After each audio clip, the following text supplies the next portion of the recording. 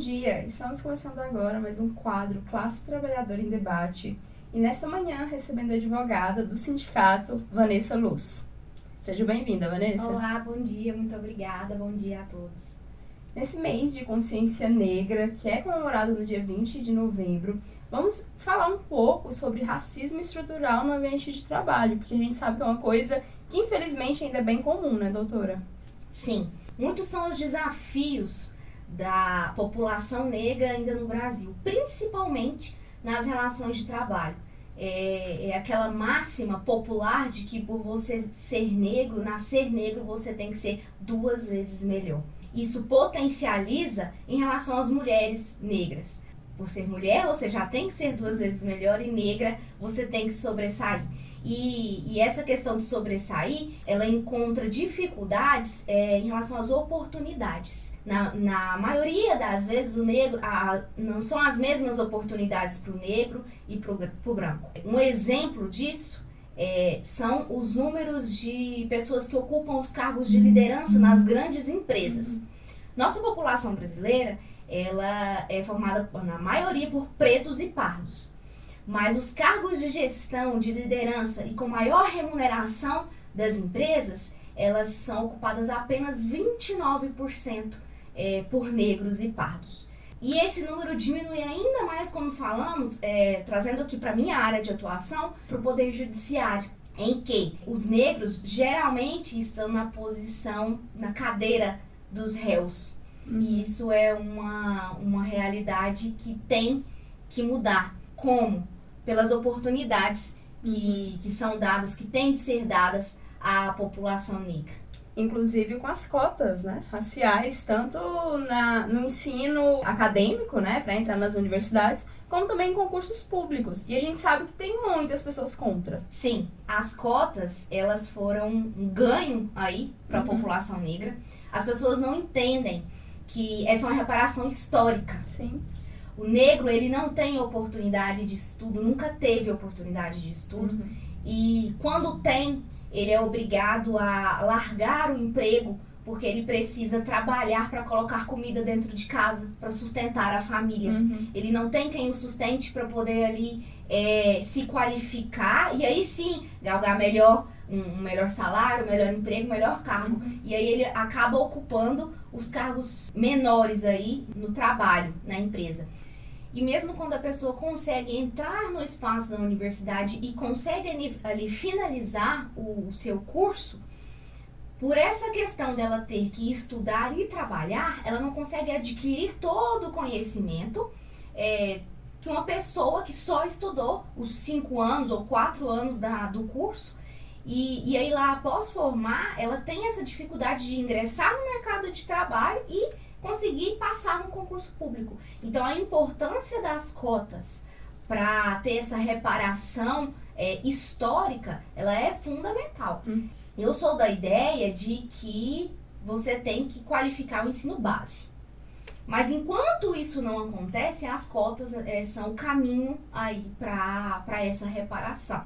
Eu sou um exemplo de que consegui me formar através de bolsa estudantil. Estudei em faculdade particular por meio de bolsa, parcial, mas por meio de bolsa. Trabalhei durante o meu curso e consegui aí finalizar. Então, eu sempre falo sobre a importância da política de cotas, das bolsas e dos programas sociais que incentivam o estudo, porque é só através do estudo que é possível mudar a realidade de um país. E aqui eu faço um adendo em relação ao estudo, não só o estudo de faculdade, de colégio, mas o estudo racial, o letramento racial. Apenas através desse letramento racial é que nós vamos passar por essa questão do racismo estrutural, do racismo recreativo, que por vezes nós, os negros, nós passamos sem saber que estamos sendo vítimas e praticamos sem saber. E isso é de fundamental importância.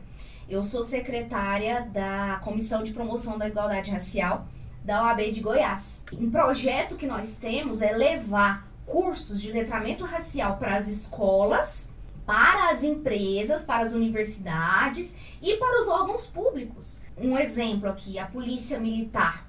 A A polícia militar, ela pratica constantemente racismo ao abordar a pessoa em razão da sua cor de pele. Ao achar que um homem negro que está dirigindo um carro melhor só o está fazendo por ser fruto de um roubo.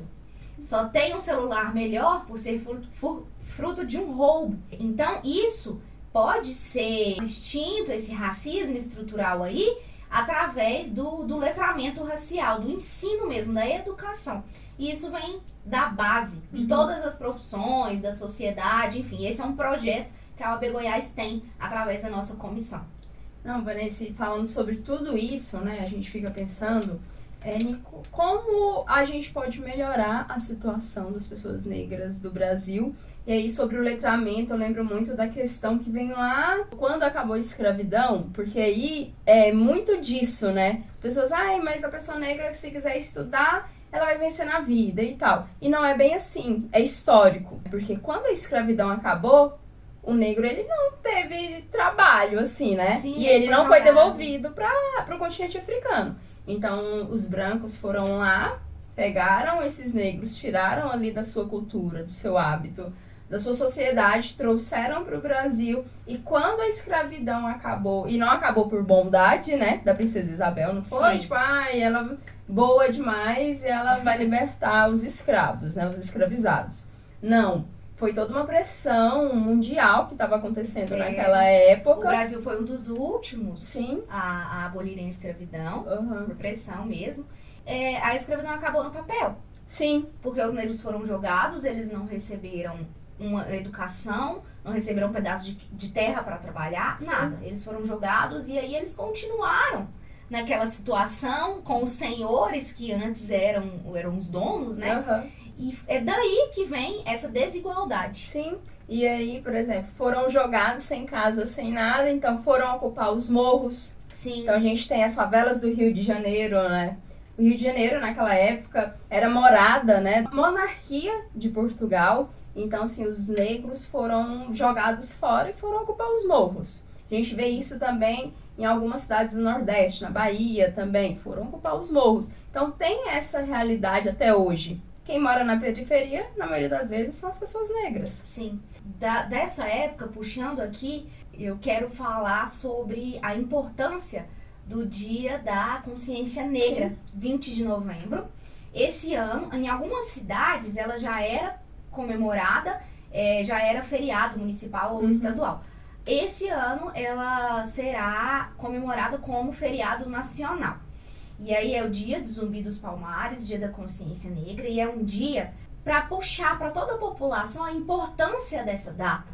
É uma data para parar, refletir o que estamos fazendo, o que já fizemos em relação ao racismo e essa diferença em relação à cor que estamos pontuando, o que já fizemos e o que podemos fazer. Não só os negros, não só as pessoas da luta, mas toda a sociedade. E aí nós vemos a dificuldade quando é determinado feriado nacional e as pessoas não compreendem, não gostam, reclamam porque vai parar a economia. Principalmente os comerciantes. Sim, né? Porque tem feriado demais, mas você não vê a importância ali daquela data. Por que nós podemos parar no dia de Tiradentes e não podemos parar no dia do Zumbi dos Palmares? Qual a diferença? Não tem diferença. Os dois são importantes para a história brasileira. E nós temos que colocar a mão na consciência e ver por quê. Por que comemorar essa data? Qual o objetivo de tudo isso? E até para essa data servir para esse aprendizado, né? Sim. Porque as escolas discutem isso durante a Semana da Consciência Negra, as universidades, algumas empresas ainda tentam ali fazer alguma ação e, assim, os meios de comunicação também. Sim. É igual nós estamos fazendo aqui, conversando sobre isso. É uma data importante para que se discuta o racismo e muitas outras coisas na sociedade. Né? É uma data importante, é um mês importante, que vários lugares têm ações voltadas a isso, mas um sonho pessoal que eu tenho, que essas ações, que esses debates, eles não ocorram só em novembro, só na semana de 20 de novembro. Que ela ocorre o ano todo. Sim. Porque hoje se fala disso, antes não se falava, era tudo velado. Um programa desse não iria ao ar há alguns anos atrás. Exatamente. Mas hoje já é falado e a gente tem que sair só do mês de novembro. A gente tem que dar a importância devida a esse assunto. Sempre, né?